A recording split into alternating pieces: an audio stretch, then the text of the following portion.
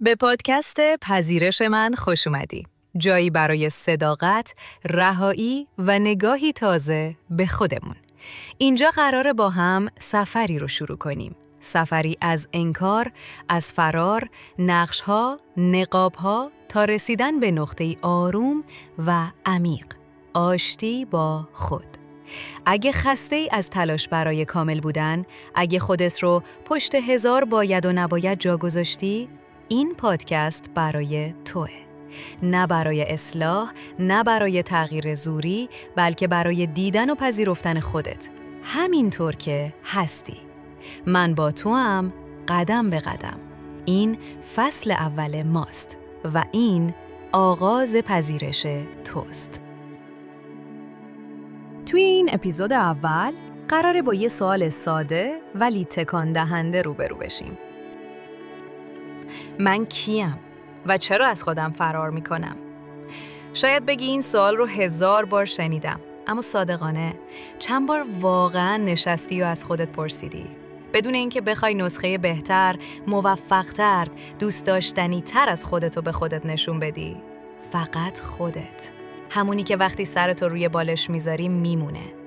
اون صدای آروم، گاهی خسته، گاهی خاموش که پشت همه نقش‌ها و نقاب‌هاست.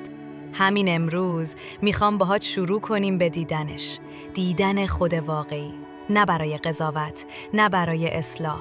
فقط برای درک. چون هیچ تغییری اتفاق نمیافته تا وقتی ندونیم با کی طرفیم. و تو اگه واقعاً بخوای رشد کنی، اول باید خودت رو ببینی. نه فقط همون بخشی که دوستش داری، بلکه اون بخشایی که سالها قایمش کردی. وقتی جامعه، خانواده یا مدرسه ازت میخواد یه جور خاص باشی، تو یاد میگیری اون جور خاص رو تمرین کنی. مثلا قوی باش چون گریه ضعف داره. مسئول باش چون بی‌تفاوتی پذیرفته نیست. مثبت باش چون کسی آدم منفی و دوست نداره. کم کم یاد میگیری که خود خام کافی نیست. و اینجاست که هویت غرضی شکل میگیره. تو تبدیل میشی به مجموعه‌ای از ماسک‌ها و استانداردهایی که خودت انتخابشون نکردی، اما بهشون وابسته شدی، چون باهاشون تایید گرفتی، چون باهاشون تنها نموندی. و یه روز چشم باز میکنی و میبینی تو هستی ولی خودت نیستی. من سالها نقش همیشه طویل رو بازی کردم. اگه ناراحت میشدم لبخند میزدم، اگه خسته بودم برنامه میریختم، اگه میترسیدم ساکت میشدم، چون فکر میکردم اگه نشون بدم که ضعیفم دیگه کسی دوستم نداره. ولی یه روز دیدم من یه عالمه تحسین گرفتم، ولی خودم تو آینه خودمو نمیشناسم. با خودم قهر بودم، چون سالها سانسورش کرده بودم فقط برای اینکه دیده بشم. اون روز تصمیم گرفتم برگردم به جایی که خودم هستم، حتی اگه تنها باشم. توی گوشیت یه نوت باز کن یا یه برگه، بنویس من چه بخش‌هایی از خودم رو قایم می‌کنم چون فکر می‌کنم پذیرفتنی نیستن. بدون قضاوت، بدون اصلاح، فقط بنویس. شاید بنویسی حسودم، از تنهایی میترسم، گاهی نمیدونم چی میخوام.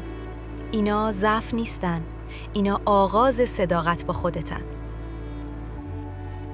شاید فکر کنی که نقش بازی کردن یا خود واقعی رو پنهون کردن فقط یه مسئله روانیه، ولی واقعیت اینه که این فرار با روان شروع میشه اما با جسم تموم میشه.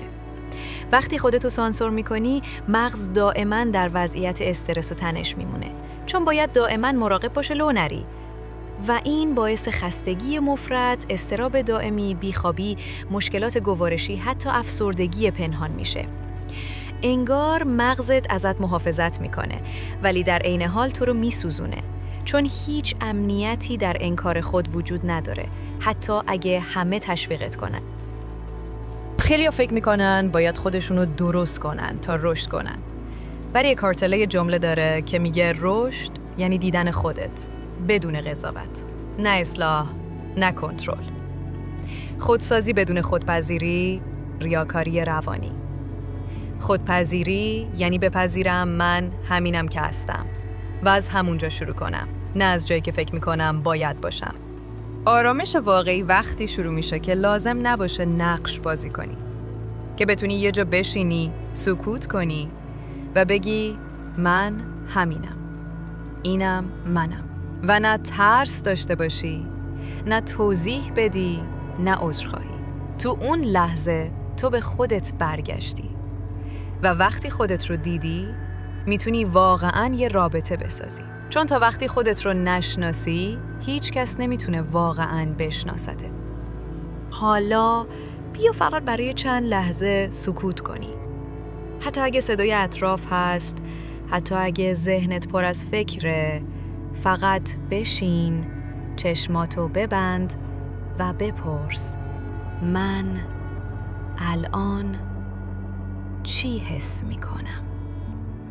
نه چی باید حس کنم، نه چی دوست دارم حس کنم، فقط چی هست؟ شاید خستگی، شاید بی‌حوصلگی، شاید یه قصه قدیمی. ببینش، لمسش کن، چون اون یه تکه از توئه و تو حق داری همه یه تکه هاتو ببینی. تمرینی که میخوام برات بذارم تا قسمت بعد اینه. یک نامه به خود واقعیت بنویس. نه نامه انگیزشی، نه نامه آموزشی، فقط یه گفتگوی واقعی با اون بخشی که مدت هاست صداشو نشنیدی. میتونی با این جمله شروع کنی: سلام. نمیدونم از کجا شروع کنم، ولی میدونم که دلم برات تنگ شده. بنویس. حرف بزن. حتی اگه گریت گرفت، بذار بریزه. تو نیازی نداری کسی دیگه باشی. فقط کافیه همونی باشی که هستی و بهش احترام بذاری. حتی اگه هنوز نمیدونیش، حتی اگه هنوز باورش نداری، خودت همون جاییه که سفر شروع میشه.